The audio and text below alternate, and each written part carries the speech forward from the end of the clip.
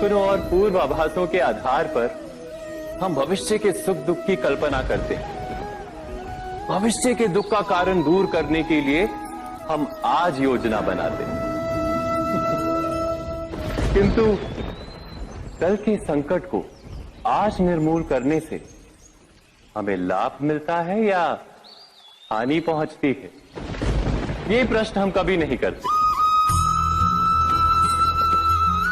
सत्य तो ये है कि संकट और उसका निवारण साथ जनते हैं, व्यक्ति के लिए भी और सृष्टि के लिए भी। नहीं, आप अपने भूतकाल का स्मरण कीजिए, इतिहास को देखिए। आप तुरंत ही ये जान पाएंगे कि जब जब संकट आता है तब तब उसका निवारण करने वाली शक्ति भी जन्म लेती है। यही तो जगत का चलन है। वस्तुतः संकट ही शक्ति के जन्म का कारण है। प्रत्येक व्यक्ति जब संकट से निकलता है तो एक पद आगे बढ़ा होता है, अधिक चमकता है, आत्मविश्वास से अधिक भरा होता है, न केवल अपने लिए अपितु विश्व के लिए भी। क्या ये सत्य नहीं? वास्तव में संकट का जन्म है एक अवसर का जन्म, अपने आप को बदलने का, अपने विचारों को ऊंचाई पर करने का अवसर, अपनी आत्मा को बलवान और ज्ञान मंडित बनाने का अवसर। जो ये कर पाता है उसे कोई संकट नहीं होता, किंतु जो ये नहीं कर पाता वो तो स्वयं एक संकट है विश्व के लिए। विचार कीजिए।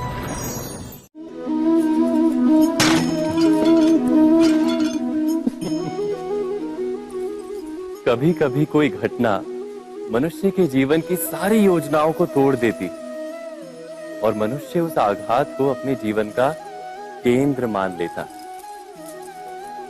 पर क्या भविष्य मनुष्य की योजनाओं के आधार पर निर्मित होते हैं? नहीं। जिस प्रकार किसी ऊंचे पर्वत पर सर्वप्रथम चढ़ने वाला उस पर्वत की तलाई में बैठकर जो योजना बनाता है, क्या वही योजना उसे उस पर्वत की चोटी तक पहुंचाती है? नहीं। वास्तव में वो जैसे जैसे ऊपर चढ़ता है वैसे वैसे उसे नई नई चुनौतियां, नई नई विडंबनाएं, नए नए अवरोध मिलते हैं। प्रत्येक पद पर वो अपने अगले पद का निर्णय करता है। प्रत्येक पद पर उसे अपनी योजनाओं को बदलना पड़ता है। कहीं पुरानी योजना उसे खाई में ना ढकेल दे। वो पर्वत को अपने योग्य नहीं बना पाता, केवल स्वयं को पर्वत के योग्य बना सकता है।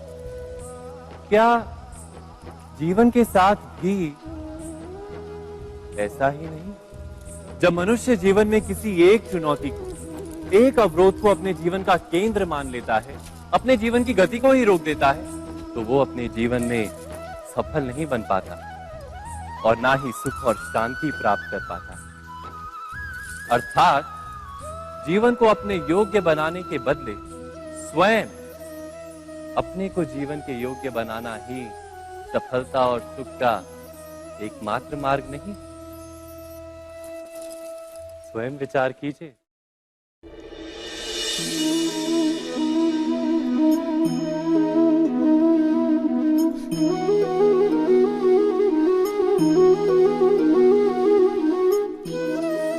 जीवन का हर क्षण निर्णय का क्षण होता है। प्रत्येक पद पर दूसरे पद के विषय में कोई निर्णय करना ही पड़ता है और निर्णय अपना प्रभाव छोड़ जाता है।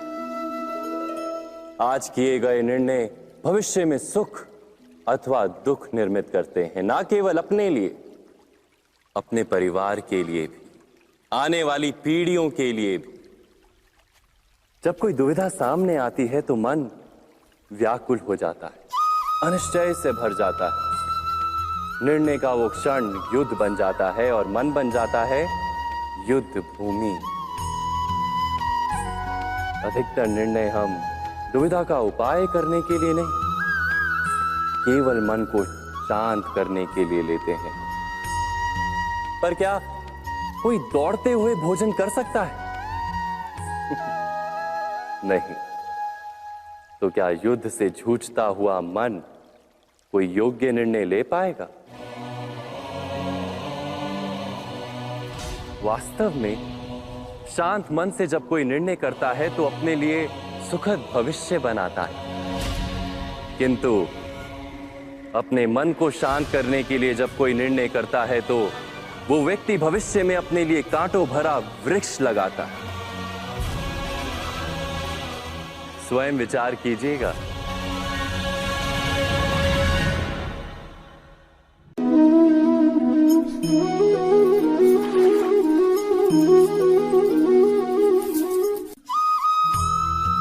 जीवन में आने वाले संघर्षों के लिए जब मनुष्य स्वयं को योग्य नहीं मानता, जब उसे अपने ही बल पर विश्वास नहीं रहता, तब वो सद्गुणों को त्याग कर दुर्गुणों को अपनाता है। वस्तुतः मनुष्य के जीवन में दुर्जनता जन्म ही तब लेती है जब उसके अंतर में आत्मविश्वास नहीं होता। आत्मविश्वास ही अच्छाई को धारण करता है। ये आत्मविश्वास है क्या?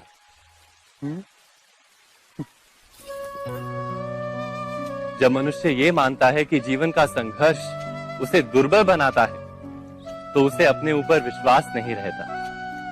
वो संघर्ष के पार जाने के बदले संघर्ष से छूटने के उपाय ढूंढने लगता है। किंतु जब वो ये समझता है कि ये संघर्ष उसे अधिक शक्तिशाली बनाते हैं, ठीक जैसे व्यायाम करने से देह की शक्ति बढ़ती, तो प्रत्येक संघर्ष के साथ उसका उत्साह बढ़ता है। अर्थात आत्मविश्वास और कुछ भी नहीं, मन की स्थिति, जीवन को देखने का दृष्टिकोण मात्र है। और जीवन का दृष्टिकोण तो मनुष्य के अपने वश में होता है। स्वयं विचार कीजिए।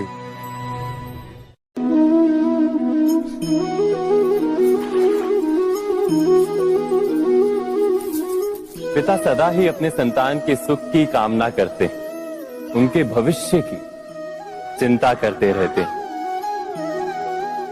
इसी कारणवश सदा ही अपने संतानों के भविष्य का मार्ग स्वयं निश्चित करने का प्रयत्न करते रहते हैं।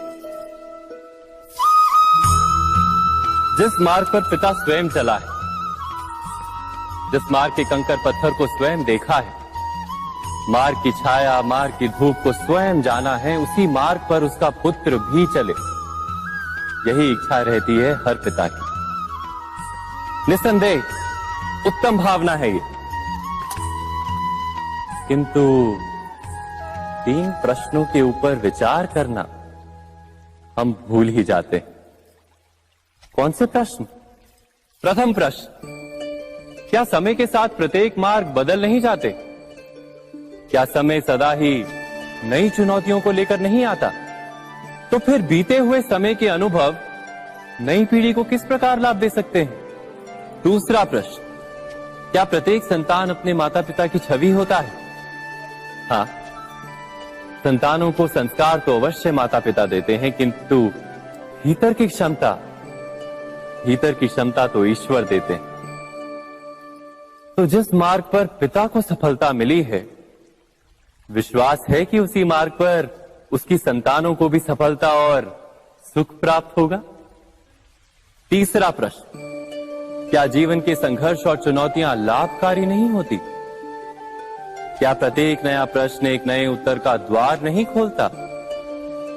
तो फिर संतानों को नए नए प्रश्नों, संघर्षों और चुनौतियों से दूर रखना, ये उनके लिए लाभ करना कहलाएगा या हानि पहुंचाना?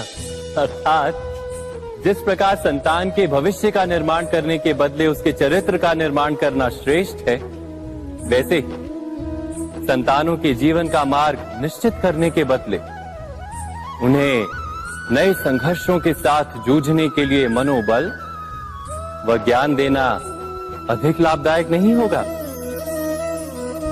स्वयं विचार कीजिए। मनुष्य की सबसे बड़ी दुर्बलता क्या होती है? सोचिए। धन, प्रेम, अहंकार। मनुष्य की सबसे बड़ी दुर्बलता होती है उसके रहस्य। चाहे आप कितने भी शक्तिशाली क्यों ना हो, कितने भी प्रबल क्यों ना हो, परंतु उसके रहस्य उसके नाश की चाबी होती है। इसलिए यदि प्रबल रहना है, शक्तिशाली रहना है, समर्थ रहना है, तो अपने रहस्य को किसी को भी ना बताएं, ना मित्र को और ना ही शत्रु को, क्योंकि समय पड़ने पर कब कौन शत्रु हो जाए ऐसा कहना संभव नहीं। विभीषण को रावण के अमृत कुंड का ज्ञात था, इसीलिए प्रभु श्री राम रावण का वध करने में सफल हो सके। इसलिए उचित यही है कि आप अपने रहस्य को स्वयं तक ही सीमित रखें। मनुष्य जीवन की परीक्षा में सफल होने के लिए क्या नहीं करता? वो परिश्रम करता है, दौड़ भाग करता है, और ये सब करने के पश्चात भी जब उसका काम नहीं बनता तो वो नकल करता है ना? तनिक लौटिए अपने बचपन में, स्मरण कीजिए अपने बचपन की स्मृतियों का। क्या स्मरण हुआ? विद्यालय में जब आप परीक्षा देने जाते थे तो क्या होता था? आप ना सहे, परंतु कोई ना कोई सफलता पाने के लिए नकल करता ही था और उत्तीर्ण भी हो जाता था, है ना? परंतु जीवन की परीक्षा ऐसी नहीं होती। नकल करने वाला सफल नहीं होता। कारण विद्यालय में सबके प्रश्न पत्र एक होते थे, परंतु जीवन के प्रश्न पत्र और उनकी कठिनाई सबके लिए भिन्न होती, तो निश्चित रूप से उनके उत्तर भी भिन्न होंगे ना। इसलिए यदि आपको जीवन में सफलता पानी है तो नकल ना कीजिए, स्वयं के प्रश्नों का उत्तर स्वयं ढूंढिए और सफलता आपकी ही होगी। मनुष्य का जीवन हार और जीत, विजय और पराजय, सफलता और असफलता के मध्य झूलता रहता है। आपके साथ भी ऐसा होता होगा, है ना?